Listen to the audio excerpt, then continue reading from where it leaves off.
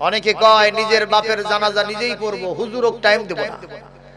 তোর মতো বম্বাস্টিক মার্কা লোক বাপের জানাজা পড়লে ওই বাপ জান্নাত তো দূরের কথা জাহান্নামও সরকারি খরচ পাবে না। কতক্ষণ ঠিক কিনা? আমরা কোরআন শরীফের সূরাতুল মুদ্দাসসির এখানে আল্লাহ রাব্বুল আলামিন 3 নম্বর আয়াতের ভিতরে বলেন ওয়া রাব্বাকা ফাকাব্বির, তুমি তোমার রবের নামে তাকবীর দাও। জোরে কোন সুবহানাল্লাহ। এরপরে কোরআন কারীমের আপনার সূরা আনকাবুত 45 নম্বর আয়াতের অংশে আল্লাহ পাক বলেন ওয়ালা যিকরুল্লাহি আকবার, আল্লাহর নামের তাকবীর হবে সবচাইতে বড়। জোরে কোন সুবহানাল্লাহ। এরপরে কোরআন কারীমের সূরাতুত তাওবা এখানে আল্লাহ রাব্বুল আলামিন আয়াতের ভিতরে শুধু এই দেশের মধ্যে থাকবে না, গোটা বিশ্বময় ছড়িয়ে যাবে মদিনা মুনাওয়ারা হয়ে ওই বাতাসের বুক চিরে, সমুদ্রের বুক চিরে, ইথারের মাধ্যমে ফেরেশতাদের কণ্ঠে কণ্ঠ মিলায়া এই আওয়াজ আরশে আজিম পর্যন্ত পৌঁছে দিবেন কে? এজন্য মাঝে মাঝে একটু দিতে রাজি আছেন তো আপনারা? তাতে কোনো অ্যালার্জি হবে না তো? ইনশাআল্লাহ বলি আমিন। প্রিয় ভাইরা, আজকে আলোচনা হবে কোথা থেকে জানো? কোরআন থেকে আলোচনা শুনলে লাভ না লস? কি লাভটা হবে আগে সেইটাই বলবো। আল্লাহ রাব্বুল আলামিন বলেন ইন্না হাযাল কুরআন ইয়াহদি লিল্লাতী হিয়া আকওয়াম ওয়া ইউবাশশিরুল মুমিনিনা আল্লাযীনা ইয়া'মালুনাস সালিহাত আন্না লাহুম আজরান কাবীরা।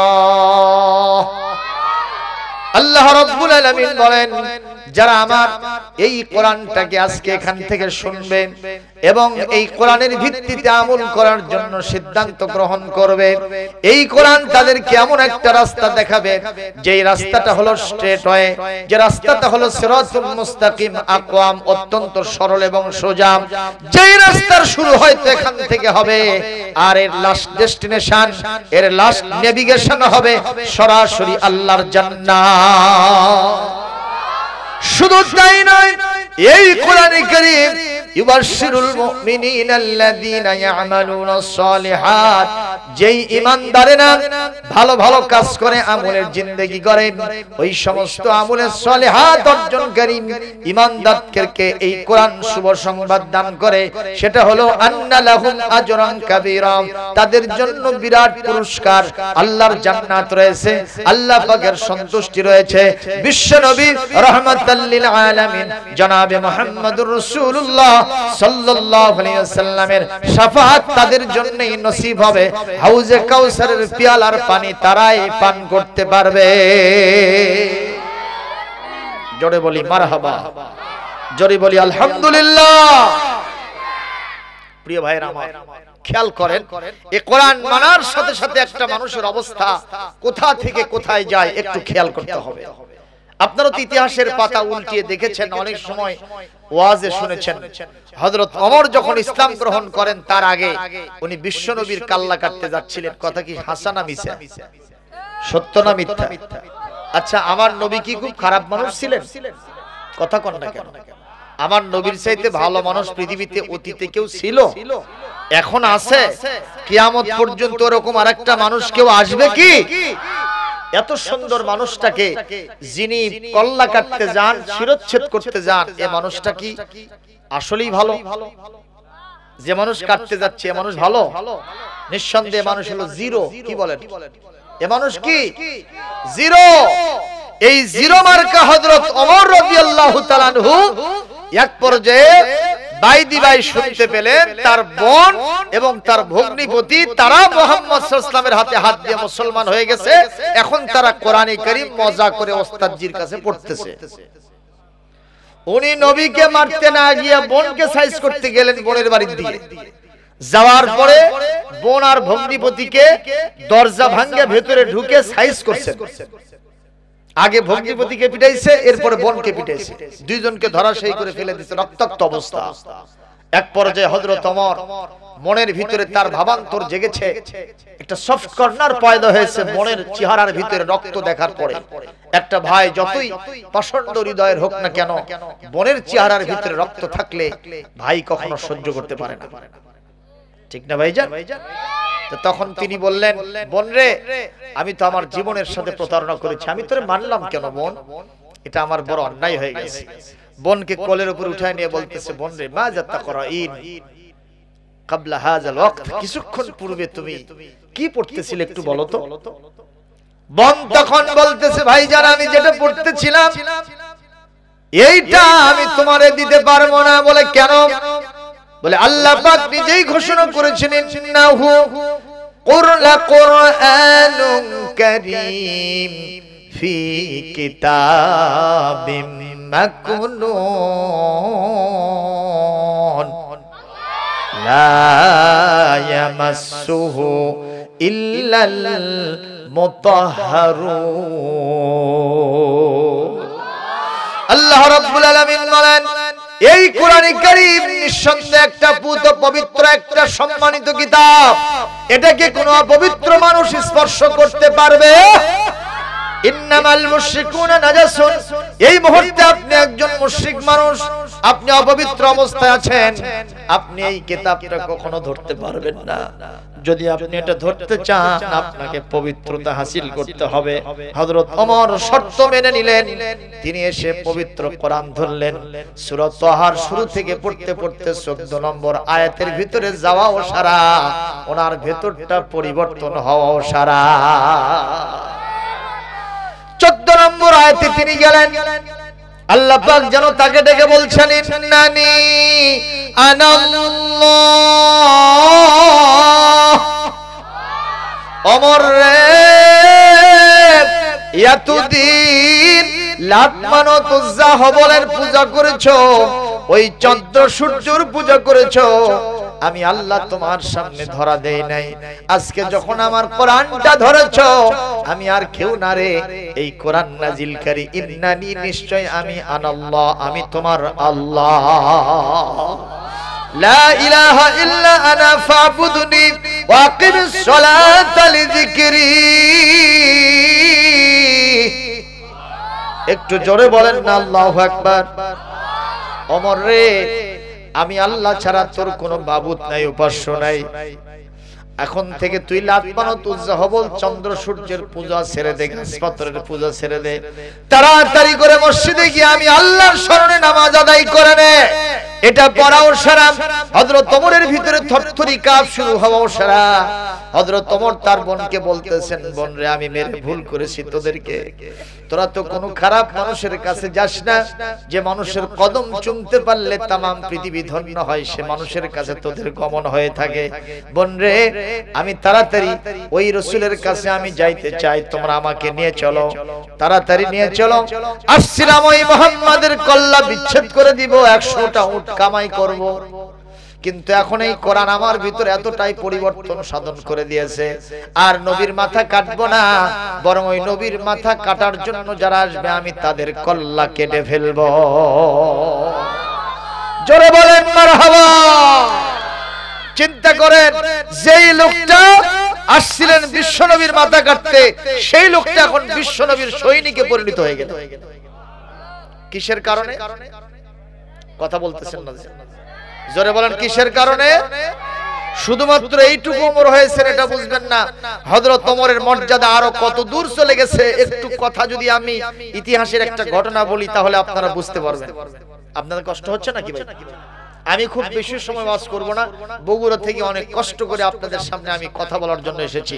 তাতে কি আপনাদের কোনো অ্যালার্জি হয়, কোনো সমস্যা হয়? বেশি না ভাইজান, এখন থেকে বড় জোর আর 1 ঘন্টা। কয় ঘন্টা থাকতে রাজি আছেন? এই 1টা ঘন্টা যদি ওয়াজ শুনতে পারেন, কাল কিয়ামতে আল্লাহ পাক এই মাহফিলের কারণে আপনার জাহান্নামের আগুন মাফ করে দিবেন। চান কি চান না? কোন ওসিলায় আল্লাহ আমাকে মাফ করবেন, কোন ওসিলায় আমাকে জান্নাত দিবেন, সেটা আমরা কেউ জানি না। হতে পারে মেবি আজকের মাহফিলটা জান্নাতে যাওয়ার জন্য একটা স্টেশন, একটা বাস স্ট্যান্ড। এখান থেকে আমরা টিকিট কেটে জান্নাতের বাসের সিটে চেপে বসবো, প্রাণবায়ু নিভে যাবে, আমরা আল্লাহর জান্নাতে পৌঁছে যাব। হতে পারে কি পারে না? হ্যাঁ, আমি এক মাহফিলে ওয়াজ করছিলাম, একজন দাঁড়ায় কয়, হুজুর আপনারা কি গাঁজাখুরি গল্প করতে করেন? আমি বললাম গাঁজাখুরি কেমনে করলাম? কই যে আপনি এটা বগুড়াতে ওয়াজ করতেছেন আর জান্নাতের কথা বলতেছেন, জান্নাত হচ্ছে আখিরাতে, তো এটা জান্নাতের বাগান আবার কেমনে হবে? তখন আমি তারে বুঝাইলাম, আপনাদের এলাকার ভিতরে বাস স্ট্যান্ড কোথায় আছে? তার আগে নাই কোথাও? আচ্ছা, সাফার আছে। আপনি সাফারে গেছেন, দেখেন একটা বাস গাড়ি দাঁড়িয়ে আছে, তার হেল্পার দাঁড়ায় বলতেছে নওগাঁ নওগাঁ নওগাঁ বলতেছে, কথা কয় না। তো এখানকার একজন লোক দৌড়ে গিয়া ওর দুই গালে দুইটা চড় মেরে দিয়েছে ঠাস করে, ও হেল্পার। কেন? লোকেরা বলতেছে চড় মারলে কেন মারবো না মানে? এই লোক সাপাহারে দাঁড়ায় থেকে বলতেছে বগুড়া বগুড়া, কি বলে নওগাঁ নওগাঁ নওগাঁ, অথচ সে কোথায়? সাপাহার। এখান থেকে সে নওগাঁ বলে কেন? আমি এই জন্য চড় মারছি। আপনারা বলেন ন্যায় হলো না অন্যায় হলো? কথা কন না, কি হলো? তো ও তো আসলে সাপাহার থেকে নওগাঁ নওগাঁ বলতেছে, অন্যায় কেমনে হলো? বলে হ্যাঁ অন্যায়। কথা যে বুঝবে তার সমস্যা নাই, যে বুঝবে না তারই সমস্যা। ওর কথা বিশ্বাস করে সরল বিশ্বাসে ওর গাড়িতে সিটে চেপে যদি কেউ বসতে পারে, মাত্র 1 থেকে 1.5 ঘন্টার ভিতরে তাকে নওগাঁ শহরের স্ট্যান্ডে পৌঁছায় দেবে। কথা কোন ঠিক কিনা? এটা জান্নাতের বাগান স্টেশন। আমরা হলাম কন্ডাক্টর, হেল্পার, ড্রাইভার। আমরা বলতেছি এসো জান্নাতের বাগানে, এসো জান্নাতের বাগানে। আমাদের কথা শুনে সরল বিশ্বাসে এখানে যে কেউ যদি বসতে পারে, আল্লাহর রহমত এই বাগানটা থেকেই, এই জায়গা থেকেই আপনি আল্লাহর আসল জান্নাতে পৌঁছে যাবেন। শুধুমাত্র আপনার আমার জানটা বেরিয়ে যাবে, এপারে দুনিয়া, ওপারে সরাসরি আল্লাহর জান্নাত। বিশ্বাস হয় না? হয় না? হয় না? হয় না? কাদের বিশ্বাস আছে হাত তুলে দেখান। আলহামদুলিল্লাহ, হাতটা আমার। কিছু কিছু লোক আবার বর্তমানে এই মডার্ন সায়েন্সের যুগে এগুলো বিশ্বাস করে না। একজন কয় হুজুর আপনারা কোন যে দুনিয়ায় মানুষ ও নামাজ পড়বে এর জন্য সওয়াব হবে, দুনিয়ায় মানুষ রোজা করবে এর জন্য সওয়াব হবে, মাহফিল শুনলে সওয়াব হবে, সুবহানাল্লাহ কইলে দুনিয়া এবং আখিরাতে কি বলে আসমানের মাঝখানে ফাঁকা জায়গা সুবহানাল্লাহর কারণে নেকি দিয়ে বোঝাই হয়ে যাবে। ও হুজুর নেকি তো দেখা যায় না, এই নেকি কেমনে বোঝাই হবে, এই নেকি কেমনে জমা হবে, এটা তো আমাদের বুঝে আসে না। কথা কয় না। আমি তখন বললাম এ নাদান মূর্খ, মডার্ন সায়েন্সের যুগের ছেলে, তোমার হাতের মধ্যে কি মোবাইল নাই বলে আছে? তুমি এই মোবাইলের ভিতরে সাপাহার থেকে টাকা দিয়েছো 100, কত ফ্ল্যাক্সি লোড মারছো 100। ওখান থেকে যখন 100 টাকা দিয়েছে, যেখান থেকে ফ্ল্যাক্সি লোড দেওয়া হলো সেখান থেকে আপনার মোবাইলের মধ্যে কি একটা তার আছে? আছে আছে। কিন্তু আপনি শুনলেন আপনার স্ত্রীর কাছ থেকে, মার কাছ থেকে, বোনের কাছ থেকে টাকা গেছে নাকি? ওরা কয় হয় আছে, কয় না? কয় না? জোরে কোন কয় না? কয় না? এ মুসলমান, শুধু তাই নয়, এই যে আপনাদের মাহফিল কর্তৃপক্ষ আমাকে কিছু পথ খরচা দিয়েছেন, তারা আমার বিকাশ নাম্বার নিয়ে বিকাশে পৌঁছায় দিয়েছেন। হাফেজ সাহেব জিজ্ঞেস করলো হুজুর আপনার মোবাইলে কি এত টাকা গেছে? আমি বললাম হ্যাঁ আলহামদুলিল্লাহ আসছে। বলেন তো ওনার মোবাইল থেকে আমার মোবাইলে কি কোনো তার ছিল? কিন্তু তারপরেও বিজ্ঞান যদি তার মাথা খাটায়া এই জিনিসগুলি নাম্বারের সাথে নাম্বার মিলায়া ইথারের মাধ্যমে সুন্দর পদ্ধতিতে স্যাটেলাইটের মাধ্যমে এই টাকাগুলি যদি আমার মোবাইল থেকে আপনার মোবাইলে বিশ্বের যে কোনো জায়গায় পৌঁছাতে পারে, যে মহান আল্লাহ এত সুন্দর ব্রেন মানুষকে দিলেন, সেই মহান আল্লাহ কি আমাদের নেকি বদি জমা করতে পারবেন না? মুসলমান জবাব দেন, পারবেন কি পারবেন না? তাহলে আল্লাহকে ভয় করার দরকার আছে না নাই? আজকের মাহফিলে আমরা থাকতে রাজি আছি না নাই? মুসলমান ভাইরা, হযরত ওমর 0 থেকে হিরো হয়ে গেলেন কেমনে শোনেন। উনি এক সময় যখন হযরতে আলী রাদিয়াল্লাহু তাআলা আনহু রাতের বেলায় স্বপ্ন দেখতেছেন, হযরত ওমর তখন ক্ষমতায় ছিলেন, ইসলামের দ্বিতীয় খলিফা ছিলেন। যেরকম সুবহানাল্লাহ, হযরত ওমরের মতো ইসলামের দ্বিতীয় খলিফা পৃথিবীতে আর কি আছে? এত সুন্দর করে রাষ্ট্র চালাইছেন যে রাষ্ট্রের কোনো নমুনা গোটা পৃথিবীতে আর খুঁজে পাওয়া যাবে? আমাদের সমাজে আছে, পার্শ্ববর্তীতে আছে, জোরে কোন আছে। এখন আমরা যে নেতাগুলো পাই, আমার নেতার চরিত্র ফুলের মতো পবিত্র, নামাজ নাই 1 ওয়াক্ত, গম চুরিতে পাকা ভক্ত, গাঁজা ছাড়ে না 5 ওয়াক্ত, নাস্তিকদের খুবই ভক্ত, আলেম ওলামার উপরে খুবই শক্ত। কতক্ষণ এরকম নেতা মার্কা খেতা আছে না নাই? আছে না নাই? কিন্তু ওমর সেমানের নেতা ছিলেন না। আল্লাহু আকবার জোরে বলে। কেমন লিডার ছিলেন ওমর? হযরত আলী রাতের বেলায় স্বপ্ন দেখছেন তিনি যেন বিশ্ব নবীর পিছনে ফজরের নামাজ পড়তেছেন। বাবা চুপ করতে হবে। ফজরের নামাজ হযরত আলী পড়তেছেন বিশ্ব নবীর পিছনে, এটা তিনি স্বপ্নে দেখতেছেন। তখন ক্ষমতায় ছিলেন হযরতে ওমর। কে ছিলেন ক্ষমতায়? আলী স্বপ্ন দেখতেছেন। নামাজ শেষ হয়ে গেল, বিভিন্ন দোয়া কালাম পড়ার পরে উনি আস্তে করে মসজিদ থেকে বের হয়েছেন। যখন মসজিদের বারান্দায় গেছেন, এক বুড়িমা এক ঝাঁকা খেজুর নিয়ে এসে বলতেছে, ইয়া আলী খুজ হাজা, আলী রে এই ঝাঁকা খেজুরটা একটু তুমি নাও, আর এই খেজুরটা নিয়ে গিয়ে বিশ্বনবীকে দাও। বিশ্বনবী নিজে খাবেন আর তার সাহাবীদের মধ্যে ভাগ বাটোয়ারা করে দিবেন। আমার নতুন বাগানের জন্য দোয়া করবেন। নবীর দোয়ার সাহাবীদের দোয়ার বদৌলতে আল্লাহ পাক আমার নতুন বাগানের খেজুরে বরকত ঢেলে দিবে। হযরত আলী বলেন, রাতের বেলায় স্বপ্নের ভিতরে আমি এই খেজুরের ঝাঁকাটা নিয়ে চলে গেলাম বিশ্ব নবীর দরবারে।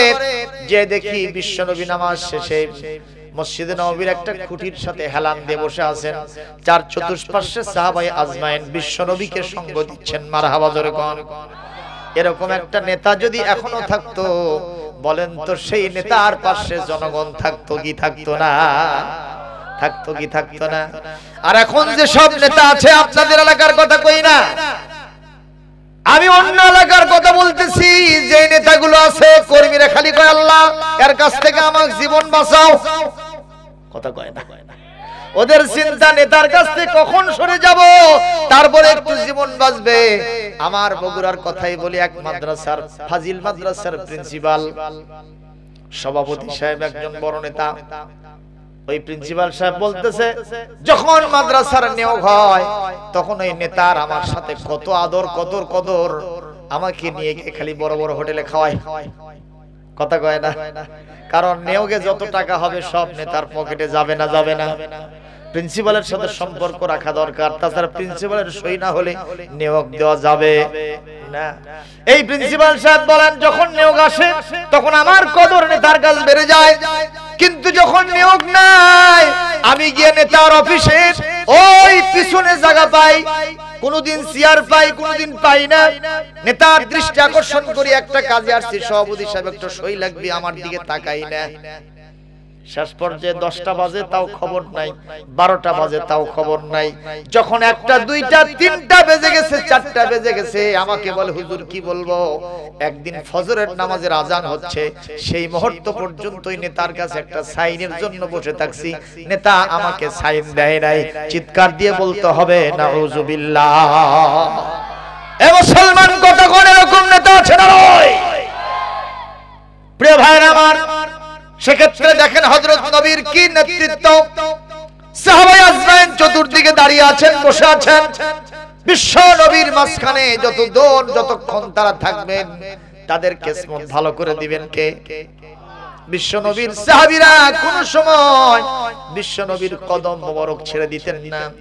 হযরতে আবু হুরায়রা বলেন, এক সময় আমার মা বিশ্ব নবীর কাছে যাওয়ার কারণে আমাকে মার আরম্ভ করে দিয়েছে, কারণ আমার মা ছিল মুশরিক। কি ছিল? মুশরিকা ছিল। আমি আমার বাড়িতে আসলাম, মা আমাকে মার আরম্ভ করলো। মা বলতেছে, আবু হুরায়রা হয় আমার বাড়িতে থাকবি, না হয় নবীর বাড়িতে থাকবি, কোনটা করবি সেটা বল। নবীর বাড়ি ছাড়বি না আমার বাড়ি ছাড়বি, কোনটা করবি বল। আমি বললাম, মা তোমার গায়ে শক্তি আছে যত, মারতে আমাকে আরম্ভ করো, মারতে মারতে তোমার যত শক্তি আছে আমাকে আঘাতের পর আঘাত দাও, আমি ক্লান্ত পরিশ্রান্ত হয়ে পড়ে যাব। তোমার বাড়ি শুদ্ধা গোটা দুনিয়া ছেড়ে দিতে পারি, বিশ্ব নবীর কদম মোবারক ছেড়ে দিতে পারি না। একটু জোরে বলতে হবে আল্লাহু আকবার। ভাইরা আমার, হযরত আবু হুরায়রা বলেন, আমি বিশ্ব নবীর দরবারে কাঁদতে কাঁদতে চলে গেলাম। নবীজি বলেন, আবু হুরায়রা কান্দো কেন? কষ্ট হচ্ছে ভাই? আবু হুরায়রা কান্দো কেন?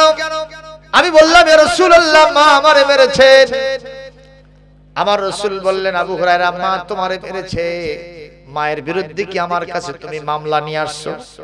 বলি ইয়া রাসূলুল্লাহ, আমি আপনার কাছে মায়ের বিরুদ্ধে কোনো মামলা নিয়ে আসি নাই, আপনার কাছে মায়ের বিরুদ্ধে আমি কোনো নালিশ নিয়ে আসি নাই। মা যেহেতু মেরেছে, এ কারণে আমি তোমার মায়ের ব্যাপারে কোনো ইন্টারফিয়ার করতে পারবো না। আমার নবী এত বড় লিডার, যিনি হ্যাঁ বললে হালাল হয়, না বললে হারাম হয়ে যায়, সেই নবী একজন মুশরিকা মায়ের বিরুদ্ধে কোনো সিদ্ধান্ত নেন নাই। আমার মনে হয় এর থেকে বড় মানবাধিকার পৃথিবীতে আর কেউ প্রতিষ্ঠিত করতে পারবে না। জোরে সুবহানাল্লাহ। কথা বলেন না কেন? পৃথিবীর অনেক দেশ দেখেছি, যে সমস্ত দেশে সংখ্যালঘু মুসলমানদের উপরে নির্যাতন করা হয়। কথা কন না কেন? এরকম দেশ পৃথিবীতে আছে না নাই? আমরা কি আমাদের এই দেশে আমরা কোনোদিন কি আমাদের অন্য ভাইদেরকে নির্যাতন করেছি? আমরা তাদের বাড়ি ঘরে আগুন লাগাইছি, তাদের পূজা পার্বণে বাধা দিয়েছি। কিন্তু দুঃখজনক, পৃথিবীর অনেক দেশেই, চীন নামে একটা দেশ আছে, ওই দেশে উইঘুর রাজ্যে মুসলমানদেরকে রোজা রাখতে দেওয়া হয় না। কথা বলেন ঠিক কিনা? হাজার মুসলমানদেরকে পুড়ে শেষ করে দিয়েছে মুসলমান। আরো অন্যান্য দেশ আছে না নাই? একটু গরু জবাই করবে, সে সুযোগটাও থাকে না। গরুর গোশত দেখলে তাকে পিঠে পিঠে জমিন থেকে বিদায় করে দেয়। কিন্তু আমার সোনার নবী, আমাদের ধর্মের যিনি প্রণেতা, আমাদের বিশ্ব লিডার মুহাম্মদ রাসূলুল্লাহ, অমুসলিমদের বিরুদ্ধে এতটুকু তওবা উচ্চারণ করেন নাই। মারহাবা কোন? বরং নবীজি বলেছেন, কোন সংখ্যাগরিষ্ঠ মুসলিম এলাকায় যদি সংখ্যালঘিষ্ঠ অমুসলিমদের উপরে নির্যাতন করা হয়, তাহলে কাল কিয়ামতের কঠিন ময়দানে আমি আল্লাহ পাক ওই সংখ্যালঘিষ্ঠ অমুসলিমদের উপরে, অমুসলিমদের পক্ষে, মুসলমানদের বিপক্ষে আল্লাহর আদালতে দাঁড়ায় যাব। জোরে কোন মারহাবা। এরকম নবী পাওয়ার জন্য আমরা কি ধন্য? আমাদের কি কোনো সম্মান বাড়লো না কমলো? জোরে কোন বাড়লো না কমলো? হযরত আবু হুরায়রা রাদিয়াল্লাহু তাআলা আনহু বলছেন, আমি বললাম, ইয়া রাসূলুল্লাহ, মায়ের বিরুদ্ধে মামলা নিয়ে আসি নাই, কি জন্য আসছো? বলে, একটু আমার মায়ের জন্য আপনি দোয়া করে দেন, আল্লাহ যেন আমার মাকে হেদায়েত দান করে দেয়। কারণ আমি জানি আপনি দোয়া করতে দেরি হয়, আল্লাহর দরবারে কবুল হতে দেরি হয় না। হযরত আবু হুরায়রা বলেন, আমার মা, আমার মায়ের জন্য আমার বিশ্বনবী আল্লাহর দরবারে হাত তুলে দোয়া করতেছেন, আল্লাহুম্মা ইহদি উম্মা আবি হুরায়রা, হে আল্লাহ, আবু হুরায়রার মাকে তুমি হেদায়েত নসিব করো। আল্লাহু আকবার কোন? আমার রাসূল দোয়া করতেছেন, আর হযরত আবু হুরায়রা বিশ্বনবীকে দোয়ার মধ্যে ফেলে রেখে দৌড় আরম্ভ করেছেন। রাস্তার ভিতরে লোকেরা, বিশ্বনবী দোয়া করতেছেন তার মায়ের জন্য, আবু হুরায়রা দৌড় আরম্ভ করেছেন। রাস্তার ভিতরে লোকেরা হযরত আবু হুরায়রার জামার কাপড় টেনে ধরেছে। আবু হুরায়রা দৌড়াও কেন? তোমার কোনো বিপদ হয়ে গেছে নাকি? হযরত আবু হুরায়রা বলেন, না না, বিপদ হয় নাই, তোমরা আমার জামার কাপড় টেনে ধরো না, আমার জামার কাপড় ছেড়ে দাও। কারণ আমি দৌড়ে গিয়ে আমি আমার বাড়িতে আগে পৌঁছতে পারি না। নবী আমার মায়ের জন্য দোয়া করেছেন, নাকি নবীর দোয়া আমার বাড়িতে আগে পৌঁছে, কোনটা হবে আমি সেইটা দেখতে চাই। মারহাবা বলে।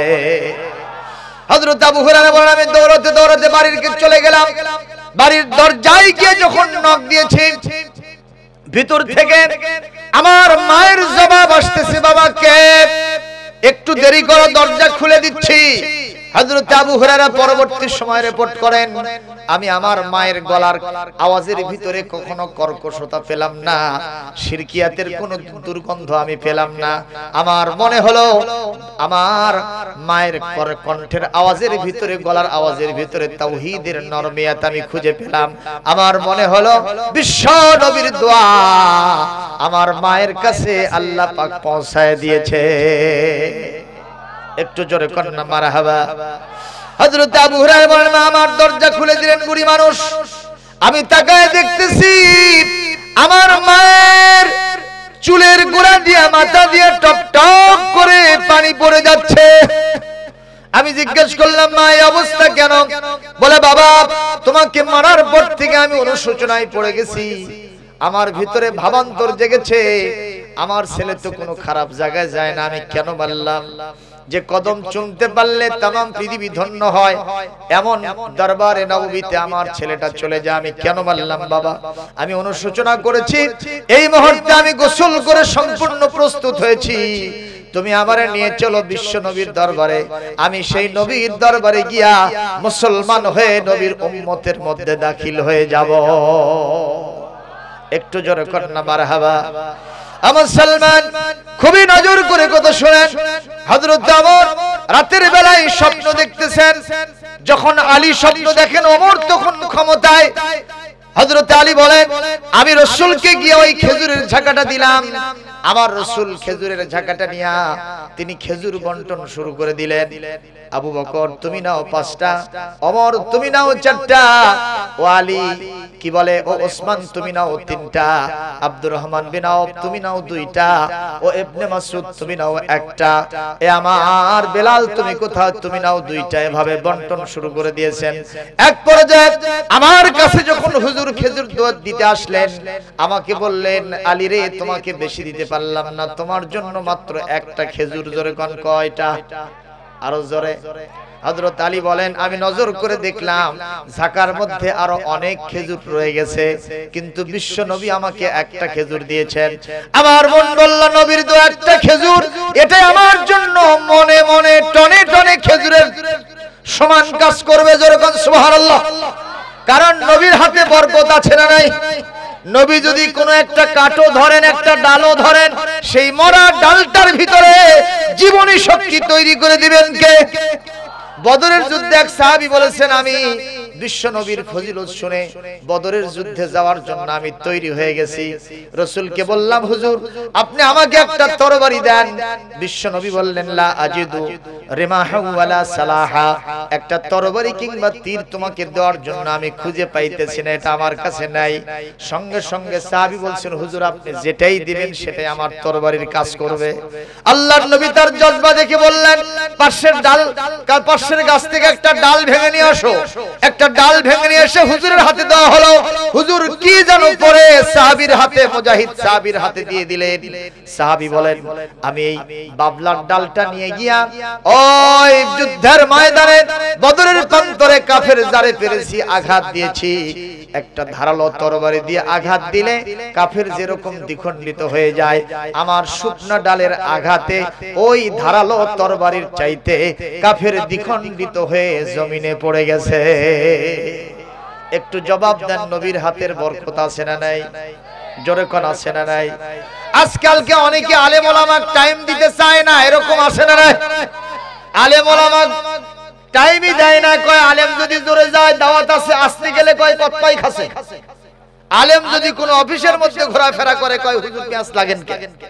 এরকম ঘটনা আছে না নাই? মানে আলেমেরই যত দোষ। কথা কর।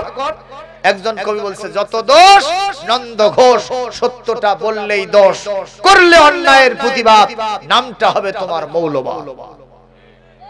আরে কথা কর না কেন পদ্মী তোলাবাসী? আলেমের দোষ বেশি না কম? অনেকে কি কয় জানেন, আমার বগুড়া এক লোক বলছে যে না, এই হুজুরদেরকে দিয়ে টাকা দিয়ে মুরগি জব করে নেব না, নিজের মুরগি নিজে জব করব। মুরগি কিনে নিয়ে এসে আর বউক দেশে যে তুই ধর আর আমি জবাই দেব। তো বিসমিল্লাহ বিসমিল্লাহ আল্লাহু আকবার তাকবার এগুলো তো কিছু বোঝে না। কথা কোন ঠিক কি না? তো এখন আর বউ পিছনে ধরছে, ও কাল্লা ধরে এত জোরে ফ্যাস মারছে যে কাল্লা কেটে পড়ে গেছে। তখন ওর বউ এটা রেখে বাড়িতে দৌড়ে চলে গেছে মুখ বাঁকা করে। এ মুরগি আর কাল্লা নিয়ে যে বলতেছে, বউ এগুলো পাক করো সুন্দর করে, দুজন মজা করে খাবো। কয় এটা মাম পাও দে, লাঠিও মারবো না, তুই বলি দিলু কে? বলি দিলু কে? বলি দেওয়া জিনিস আমি খাবো না, হিন্দুরা খাবে। কথা কথা। এই লোকটা এখন কি করে, বউ যদি বেজার হয় ওই বাড়ির থেকে মজা আছে রে ভাই? কতক্ষণ মজা আছে?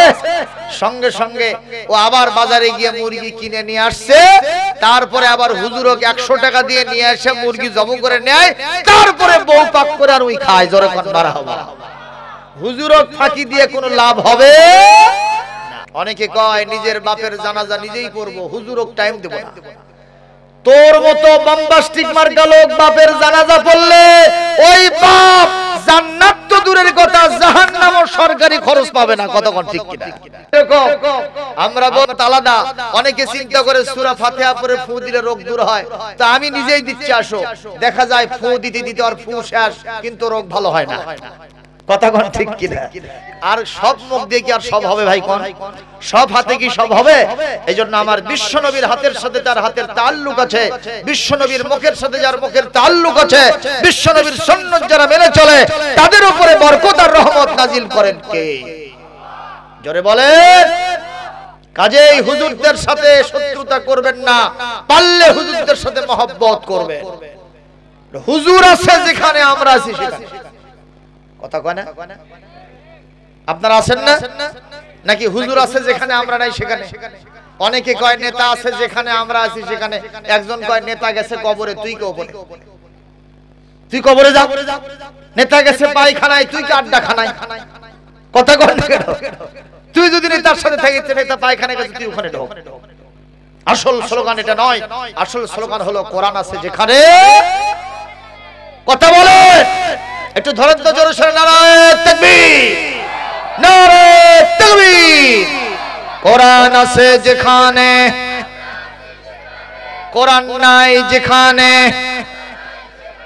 শয়তান আছে যেখানে, শয়তানের কালো হাত ভেঙে দাও, গুড়িয়ে দাও। নারায়ে তাকবীর। আলহামদুলিল্লাহ জোরে বলেন। কষ্ট হচ্ছে আপনাদের? আর সামান্য সময় কথা বলবো প্রিয় ভাইয়ের আমার, খেয়াল করেন। হযরতে আলী রাদিয়াল্লাহু তাআলা আনহুকে হুজুর খেজুর দিয়েছেন কয়টা? অথচ খেজুর এখনো ঝাঁকার ভিতরে আছে। হুজুর বললেন যে আলী, তোমাকে বেশি দিতে পারলাম না, তুমি একটাই নাও।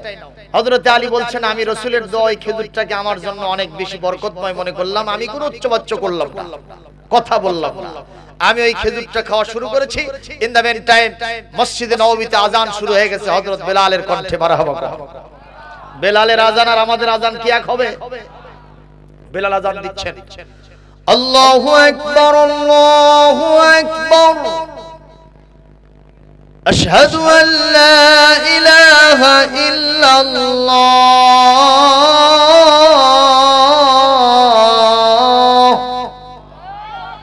আশহাদু আন্না মুহাম্মাদার রাসূলুল্লাহ, হাইয়া আলাস সালাতি, হাইয়া আলাল ফালাহ, আস-সালাতু খায়রুম মিনান নাওম।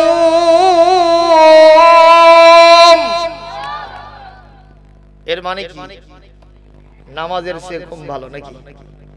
কোনটার চেয়ে কোনটা ভালো? আপনাদের ঘুম ধরছে নাকি? কোনটার চেয়ে কোনটা ভালো? ঘুমের চেয়ে নামাজ ভালো। ও মুসলমান, ঘুম ছাড়ো, নামাজ ধরো, ঠিক কি না? আমাদের ছোট্ট ছোট্ট সোনামণিরা কয়, নামাজকে বলো না কাজ আছে, কাজকে বলো আমার নামাজ আছে। একটু বলেন না রে ভাই। নামাজকে বলো না কাজ আছে, কাজকে বলো আমার নামাজ আছে। নামাজ বিহীন পড়ো পারে, কি জবাব দেবে আল্লাহর কাছে। নামাজকে বলো না কাজ আছে, কাজকে বলো আমার নামাজ আছে। একটু জোরে বলেন আমিন। হযরত আলী বলেন, বেলালের আযানে আমার ঘুম ভেঙে গেল।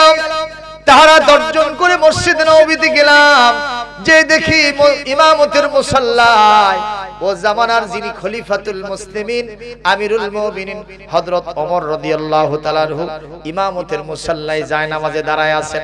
কি সুন্দর দৃশ্য রে! দেশের যিনি রাষ্ট্রপ্রধান তিনি হলেন কেন্দ্রীয় মসজিদের ইমাম। এই দৃশ্য কি এখন গোটা পৃথিবীর কোন জায়গায় আছে? জোরে কোন আছে? এই দৃশ্য হলে ভালো লাগবে না খারাপ লাগবে? একজন কবি বলছে, এমন যদি হতো আমার সমাজের খলিফা হতো ওমরেরই মতো, হতো আবু বকরের মতো।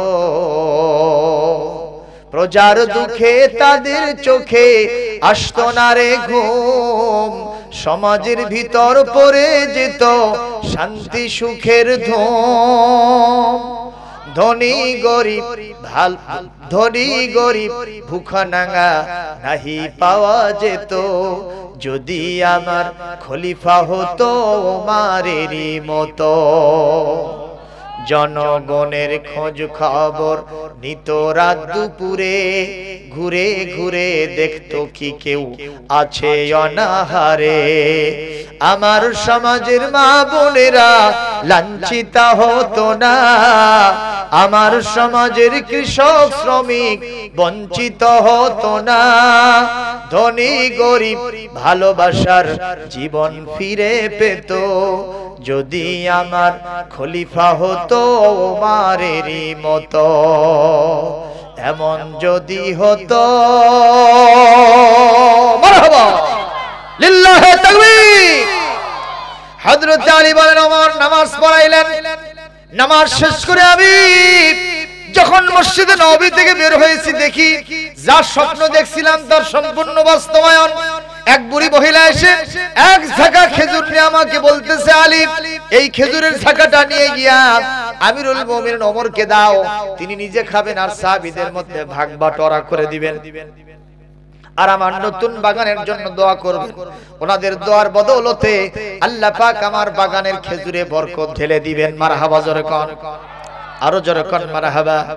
আমার সালমান ভাইরা, হযরত আলী বলেন ওমর রাদিয়াল্লাহু তাআলা আনহুকে আমি দেখলাম, আরে ওই খেজুরের ঝাঁকা নিয়ে যাওয়ার পরে দেখলাম বিশ্বনবী যেই খুঁটির সাথে হেলান দিয়ে বসেছিলেন, হযরত ওমর ওই খুঁটির সাথে হেলান দিয়ে বসে আছেন। মারহাবা কোন। আমি দেখলাম তার চতুষ্পার্শ্বে সাহাবায়ে আজমাইন তারা বসে আছেন। আমি গিয়ে বললাম এই ঘটনা শুনেন, বুড়িমা দোয়া চেয়েছেন আমাদের মধ্যে ভাগ বাটোয়ারা করে দেন। হযরত ওমর এই মুহূর্তে খেজুর বন্টন করা শুরু করে দিয়েছেন। এ আমার ওসমান ভাইজান আপনি নেন 5টা, এ আমার আব্দুর রহমান বিন আওফ আপনি নেন 4টা, ইবনে মাসউদ আপনি নেন 3টা, বেলাল আপনি নেন 2টা। এইভাবে খেজুর বন্টন করতে করতে আমার কাছে যখন এসেছেন, এসে বললেন, আলী রে তোমাকে বেশি দিতে পারলাম না, তোমার জন্য মাত্র 1টা। জোরে বলেন কয়টা? আরো জোরে, জোর হলো না, সবাই বলেন কয়টা খেজুর? হযরত আলী বলেন আশ্চর্য কথা, তাকায় দেখি এখনো ঝাঁকার মধ্যে অনেকগুলো খেজুর আছে কিন্তু দিচ্ছেন না। বলেন তো রাসূলের সময় তিনি আপত্তি করেন না, এখন আপত্তি করার দরকার আছে না নাই? কারণ উনি নিজেই তো বহন করছেন, ওনাকে একটু বেশি দেওয়ার দরকার আছে না নাই? কিন্তু ওমর দিলেন মাত্র কয়টা? তিনি বললেন, ইয়া ওমর জিদনি তামরাতান উখরা, একটা কেন দিলেন? আমাকে কি আরেকটা খেজুর দেওয়া যায় না? সঙ্গে সঙ্গে হযরত ওমর বলতেছেন, এ আলী উল্টা পাল্টা কেন কথা বলো?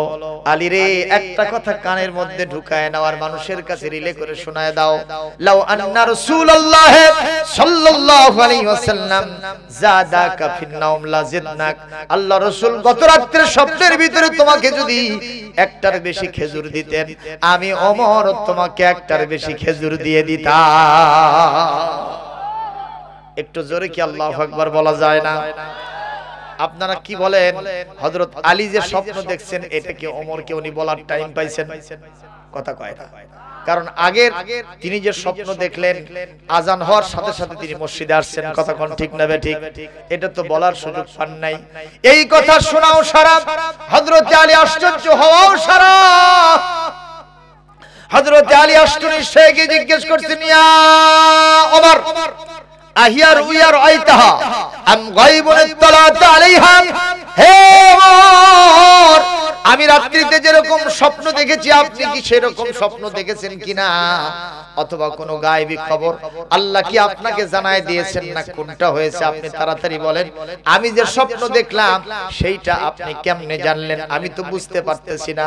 সঙ্গে সঙ্গে হযরত ওমর বললেন, আন্নাল মুমিনা ইযা আখলাসা কলবাহু ইয়ারা বিনুরিল্লাহ। আলী রে আমি এটা স্বপ্ন দেখি নাই, গায়েবী কোন খবরও আল্লাহ আমাকে জানান নাই, বরং ঈমানদার যখন তার অন্তরটা তাকওয়া দিয়া ভরে ফেলে, অন্তরটা ইখলাস করে ফেলে, অন্তরটা যখন ইবাদত দিয়া নিষ্কলুষ একটা কলবে সালিম বানায় ফেলে, আল্লাহ পাকের নূরের তাজাল্লিতে ওই সকল লোকেরা গোপনীয় কিছু খবর পাওয়া যায়, এটা পৃথিবীর অন্য কোনো মানুষ পাইতে পারে না। একটু জোরে কি আল্লাহু আকবার বলা যায় না? আপনারা বলেন, এই কোরআন মানার কারণে ওমর জিরোই থাকলেন না হিরো হয়ে গেলেন? কত বড় হিরো, ছোট না বড়? ওনার চাইতে হিরো আর কেউ হতে পারেন না।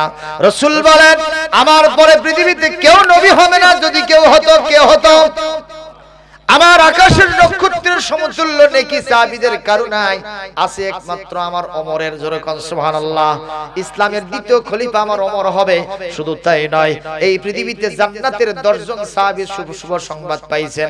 এখানে আবু বকরের পরে যার নাম, তিনি হযরত ওমর। জোরে কোন সুবহানাল্লাহ। এরকম ওমর মার্কা মুসলমান পৃথিবীতে দরকার আছে না নাই?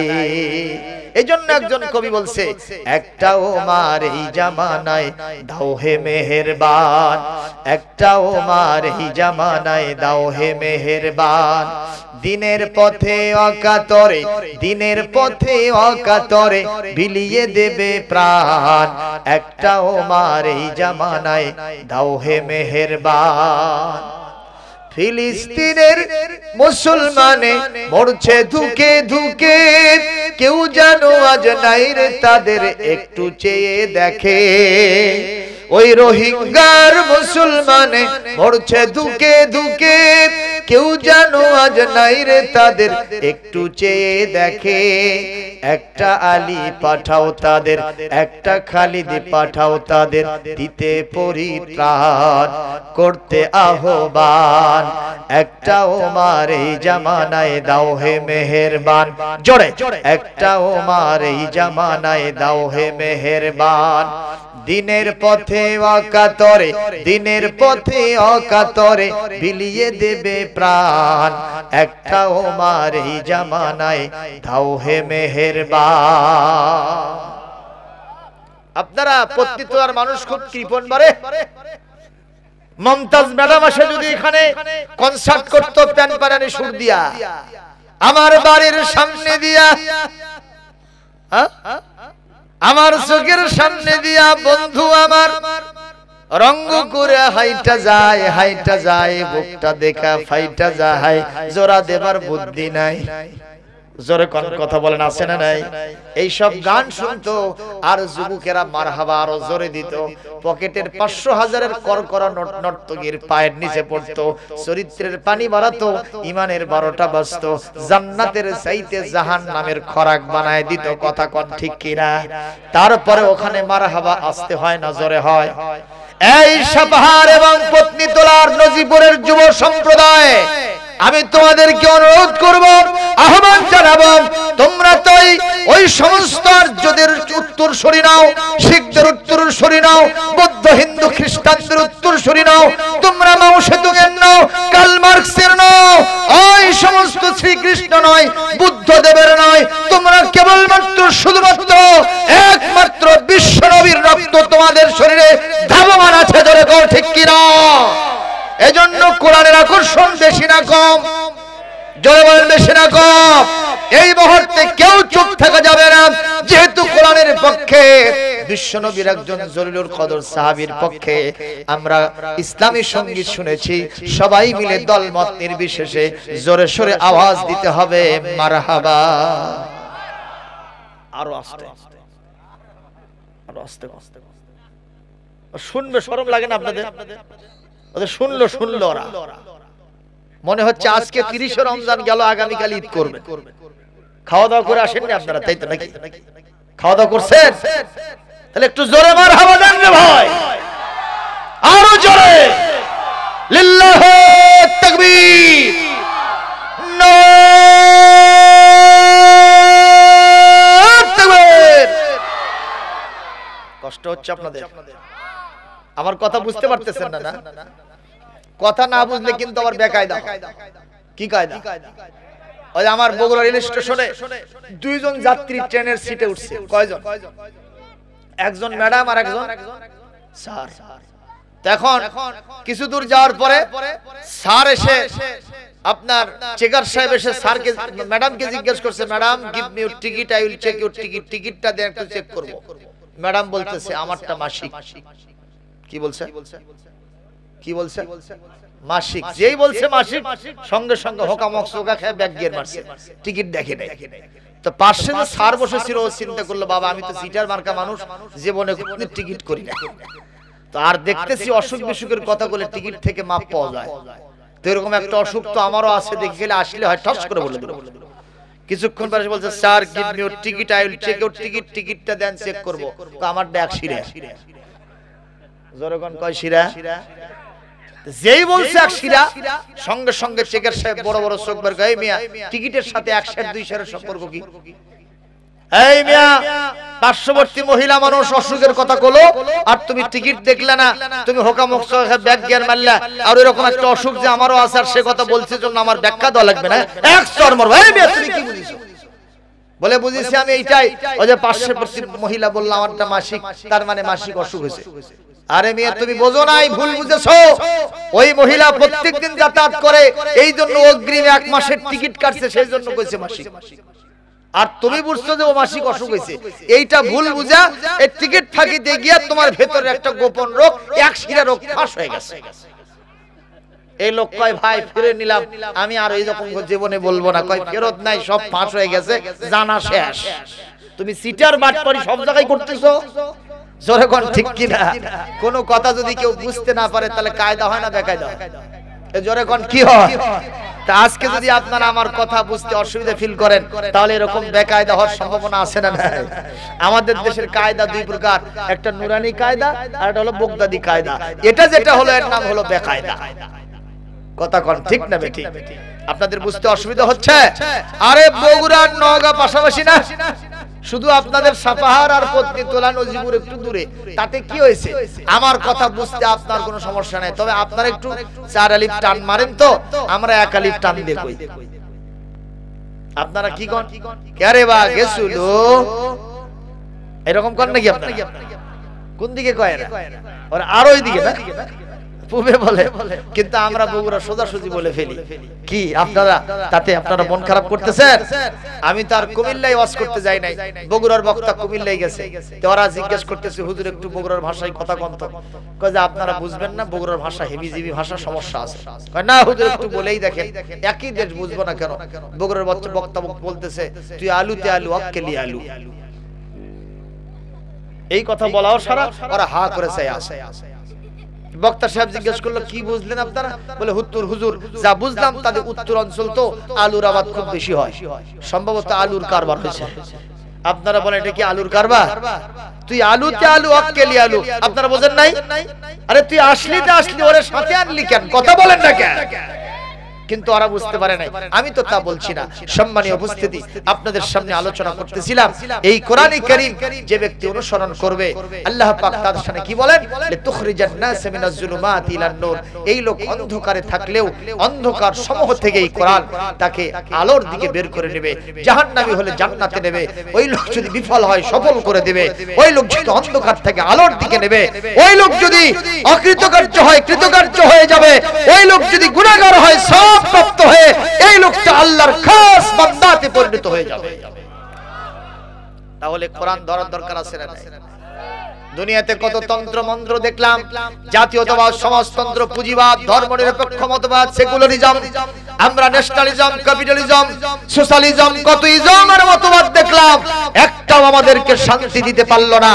আগেরটার চাইতে পরেরটা আরো বেশি খারাপ হয়। আপনারা বলেন 1971 সনে আমাদের দেশ স্বাধীন হয়েছে, আলহামদুলিল্লাহ জোরে কর। 50 বছর আমরা পালন করলাম সুবর্ণ জয়ন্তী, তারপরেও কি ওই সময় যা চুরি ডাকাতি ছিল তার চেয়ে এখন কমছে নাকি? কথা কয় না। জেনা ব্যভিচার বাড়ছে না কমছে?